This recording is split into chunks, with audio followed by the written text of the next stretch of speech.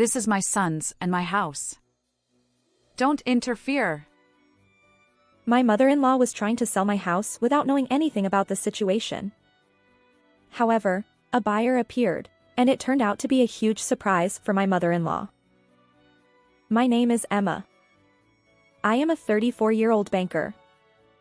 I was divorced, but I remarried 2 years ago. I don't mean to brag, but I have a decent amount of savings. The reason is that I worked harder after my divorce at the age of 22 and saved my salary every month because I didn't have much to spend on. Also, my ex-husband cheated on me, so I received compensation from him and the other woman, but I didn't use most of it, so I kept it. I saved it not so much for remarriage, but because I didn't know what would happen to me in the future. Then I met my current husband and remarried about 2 years ago. We met through work, but at first, I only had the impression that we got along well. I never thought it would develop into a romantic relationship, but when my husband confessed to me, I thought he would be a good person to spend the rest of my life with. I thought I could spend my life with him anywhere. That was until the 3rd month of our marriage. At that time, something happened that caused a big change in our relationship. One day in the 3rd month of our marriage, I was relaxing at home watching a movie because I had the day off from work. Then my husband came home after 3 p.m. with an anxious expression on his face. I noticed that he looked unwell, so I asked him in a light tone, "What's wrong? Are you okay? Or is it too early? Did you have the day off in the afternoon?" But my husband sighed deeply and seemed to be struggling to speak. Something was up. Was it a mistake at work or something else? I waited for my husband to speak, and he opened his mouth with a sigh. Emma. Actually, there's something I need to tell you. From my husband's heavy atmosphere and expression at that time, I sensed that something serious had happened. I was worried, but I had to remain calm. I took a deep breath and spoke to my husband. "Tell me anything. I'll listen and understand." After hearing that, my husband also took a deep breath and remained silent for a while, looking anxious. And finally, he spoke with a heavy heart. Actually, before we got married, I borrowed money without telling you, Emma. What? I couldn't believe my ears at the sudden news. What on earth was going on? Then my husband began to explain further. Recently, our household finances have been tight, and I couldn't pay it back. After remarrying, I left all the household finances to my husband. I actually wanted to take care of it myself, but he refused. The reason was that he was the breadwinner and wanted to do it himself. I thought it would be okay because of his personality, so I didn't think anything of it at the time. So I thought there was no problem with the household finances. I had a mix of surprise and a slight anger at the sudden confession. Why didn't you tell me? If you had told me about the debt before we got married, I might have been able to help. Does your mom know about this? My husband answered with a regretful expression, holding his head in his hands. I'm sorry. Mom doesn't know. Why not? I was skeptical of his answer that his mother didn't know. I thought it was natural for her to know if he had borrowed money before we got married. Then he began to talk about the debt. I thought I could pay it back right away. So I've been desperately hiding it. And Mom has always been nagging me about money, so I thought she would get angry if she found out I was in debt. I was disappointed in my husband for the first time on this day due to his pathetic reason. I thought we had a relationship where we could talk about anything after getting married, but I never thought he was hiding a secret from before we got married. I asked him about the use of the debt, even though I was amazed. If it was a necessary expense, I could understand it. So I was going to say a lot after asking, but the use of the debt was too trivial. My husband had spent a lot of money on hobbies and entertainment, such as luxury cars, luxurious trips, and expensive brand name products, for his own pleasure even before we got married. However, his lifestyle far exceeded his income, and he gradually accumulated debt. No wonder he wore nice things every time we went on a date. But there is no point in regretting marriage now. Besides, I decided to get married because my husband and I got along well. It's unfortunate about the debt, but now we have no choice but to look for a solution. I tried to understand his feelings while listening to my husband's words. He probably told me because he is in considerable trouble now. If so, I thought I should understand his heart. Since we are married, we should support each other and overcome difficulties together. I reminded myself and told my husband this. It's no use blaming you for how you spent your money now. The debt is certainly affecting our current household finances, but I'm sure we can manage it. Emma, is it okay? Will you forgive me? My husband's eyes seemed to be filled with hope. He probably thought he would be scolded. He must have thought that I might divorce him at worst. But let's talk about everything from now on. Keeping secrets can be a cause of breaking relationships. My husband looked relieved at my words. Thank you, Emma. I'm sorry. I'll do my best to earn your trust again. My husband smiled happily as if he had been saved by an angel. However, I still had a credibility issue with my mother-in-law in my heart. My husband asked me not to tell my mother-in-law about the debt. Then I had no choice but to take this secret to the grave. And afterward, we purchased a house. Although the purchase was made under my name with a loan, having our own home was still a delightful thing. About a week after moving into our new place, we invited my mother-in-law over to share the news. I firmly warned my husband not to mention the ownership issue to my mother-in-law. My husband nodded in agreement, but he seemed nervous, as if he might accidentally slip up. Hopefully, nothing would go wrong. When my mother-in-law visited, she was overjoyed, but during our conversation, she said something that caught me off guard. This house belongs to my son, right? I'd love to see what kind of home he has bought. Maybe it'll even be the house I'll live in someday, haha. My mother-in-law said this precisely because she didn't know everything, but when I looked at my husband's expression, he appeared quite anxious. Since it wasn't in his name, he probably felt uneasy.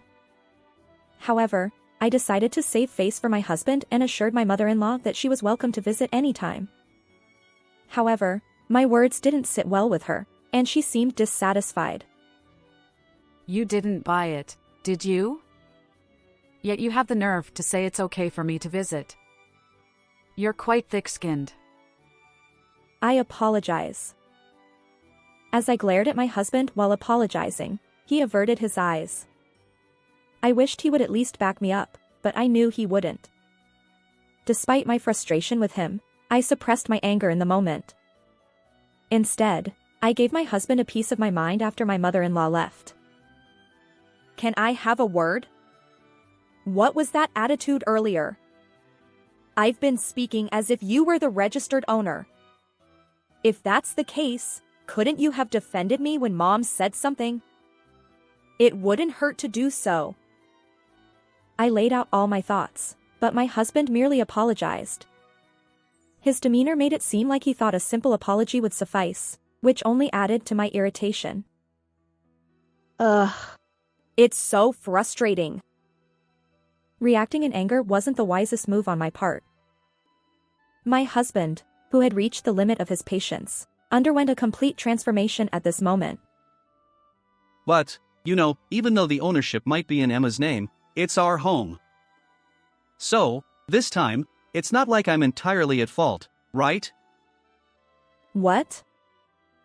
Surprisingly, my husband, who had asked me to be the registered owner because of his debt, was now starting to act defiant. While it was true that this was our shared home, considering that I had also provided the funds, it was inconceivable for him to say such a thing. If it weren't for the debt, we wouldn't be in this situation. That day, my husband and I had a major argument. After exchanging heated words, we eventually stopped talking altogether. However, as my husband was leaving, he said something like this. Remember this, Emma? You've angered the breadwinner of this household, so I won't care about the consequences. It sounded like sour grapes, so I didn't pay much attention to it. But just 2 days later, something happened. On that day, my husband was away on a business trip. I was at home, having taken a day off, when my mother-in-law suddenly arrived. There was no prior notice, and my husband hadn't mentioned anything. Why was she here? Open up, Emma. You're here, right? From what I could see on the monitor, her expression was far from calm. She was openly hostile toward me. Although I hadn't done anything to provoke her, I couldn't just leave her standing outside, so I let her into the house. May I ask what's going on, Mom? Even as I spoke, she marched confidently into the house. She plopped down in the living room chair and gestured for me to sit as well. I sensed trouble brewing. Thinking this, I took a seat next to her. What's the matter? Her eyes widened, and she uttered the unexpected words. We're selling this house. Excuse me? What did you just say? Was I hearing things? Selling the house that was under my name? And why was she saying this? I couldn't comprehend it. But before I could ask further, my mother-in-law blurted out in anger. This house belongs to my son and me. Don't you dare interfere. Right, from her perspective, the house was set under my husband's name. In an attempt to calm down my enraged mother-in-law, I decided to inquire about the situation. Hold on a moment, I don't understand why you're talking about selling the house. Can you explain? To my surprise, my mother-in-law began to reveal something astonishing. I received a consultation from my son. He complained that you are overly critical about household matters.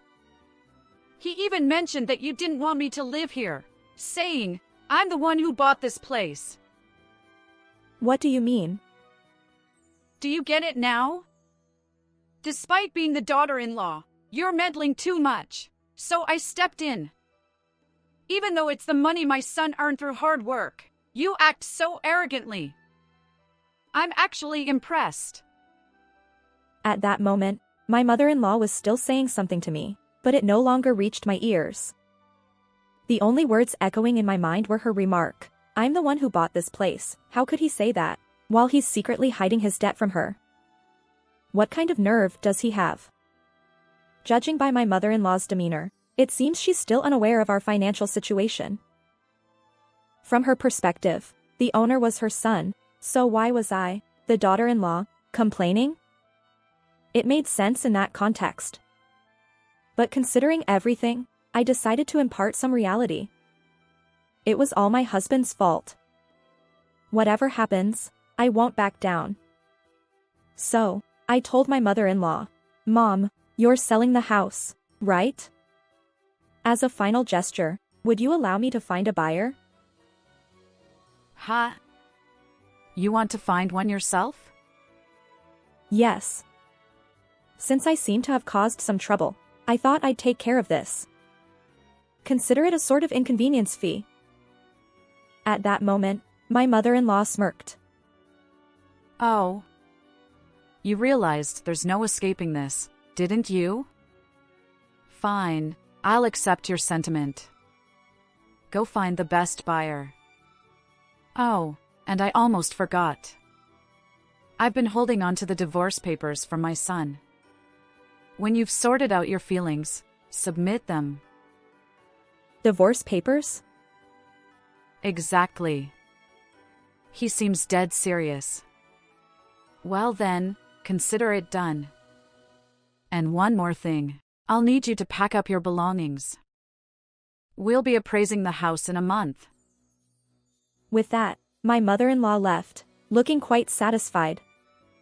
The fact that she handed me the divorce papers means my husband is deadly serious. And from that day on, my husband never returned home. I received a message from my mother-in-law saying that he would be working from their family home for a while. The family home and our house are about a 20-minute drive apart. The office is closer to the family home. But now I understand perfectly well. I can punish my husband without mercy. I immediately decided to contact my friend Sophia. We've been friends since college, and we still consult each other frequently. There was one reason I visited Sophia this time. A few months ago, she had just gotten divorced.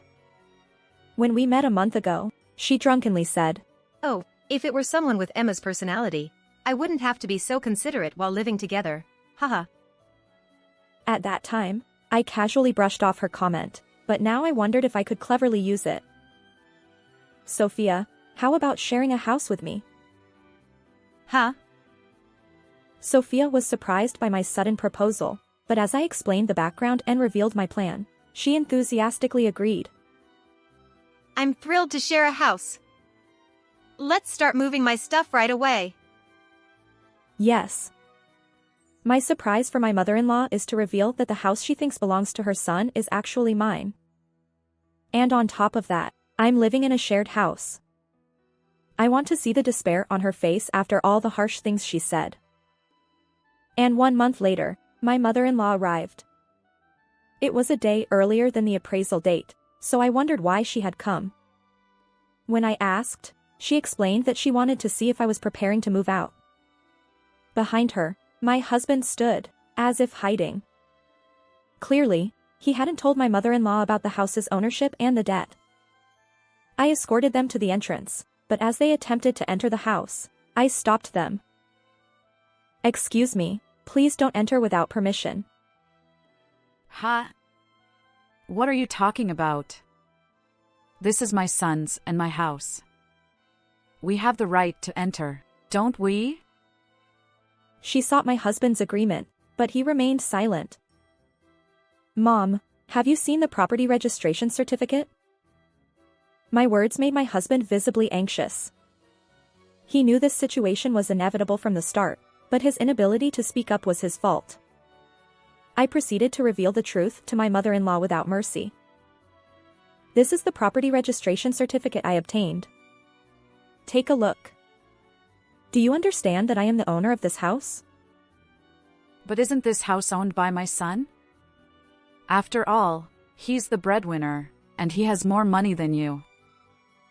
As she began to say this, I interjected forcefully. "You haven't heard it from your son, have you? About the debt and who the actual owner of this house is?" What are you talking about? Debt? I prompted my husband to speak up. He hesitated but, under pressure from my mother-in-law, finally confessed. I'm sorry for keeping this from you. I was in debt. That's why I couldn't manage, and I asked Emma to be the loan guarantor. My mother-in-law's expression tightened, and panic was evident. Wait a minute.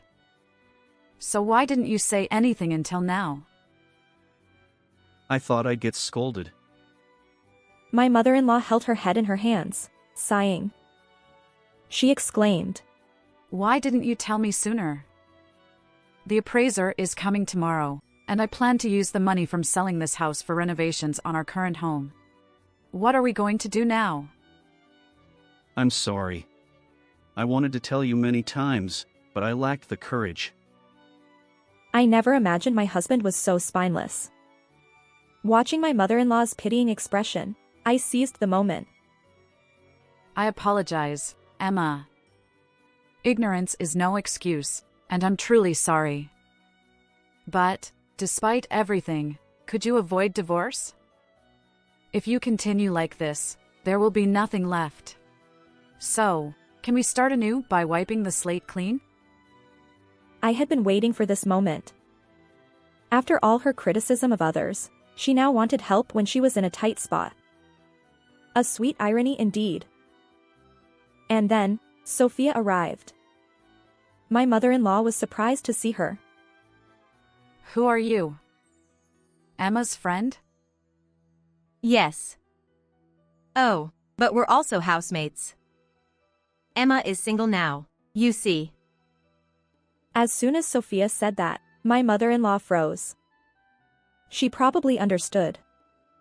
My mother-in-law had already conveyed my husband's intention for divorce to me.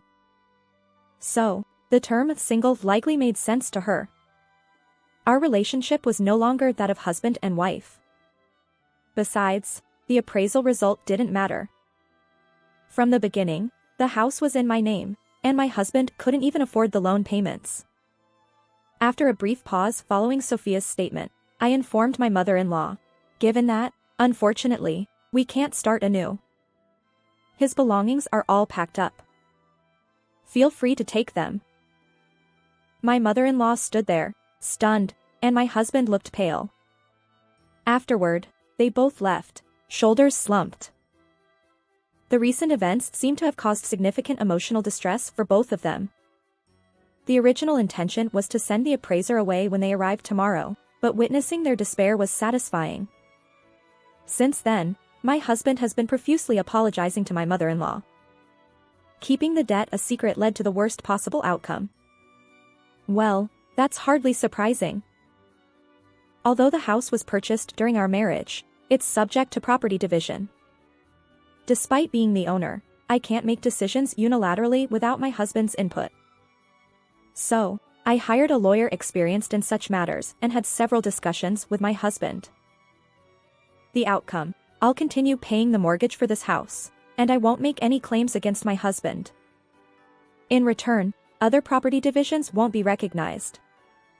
My husband agreed and signed off. If he had suggested splitting the proceeds from selling the house, I wonder how I would have reacted, but in the heat of the moment, he didn't consider that possibility. And now, in the aftermath of the divorce, the burden of my husband's debt falls heavily on my mother-in-law. She had been living off her pension, but it wasn't enough, so she began working part-time. However, considering her age, this situation can't continue indefinitely. In reality, after work, she's always exhausted and barely able to move. If only my husband had been honest from the start, my mother-in-law could have led a normal life. As for my husband, it seems debt collectors have been hounding him near his workplace. Despite my mother-in-law's assistance, it still wasn't enough. Desperate, he apologized profusely, but these people weren't forgiving. He ended up leaving his job and was referred to another place where he's been working for the past few years. His take-home pay is meager, with most of it going toward repayments. To make matters worse, he lives on site in a less than ideal environment. Since then, I've been enjoying my shared house with Sophia.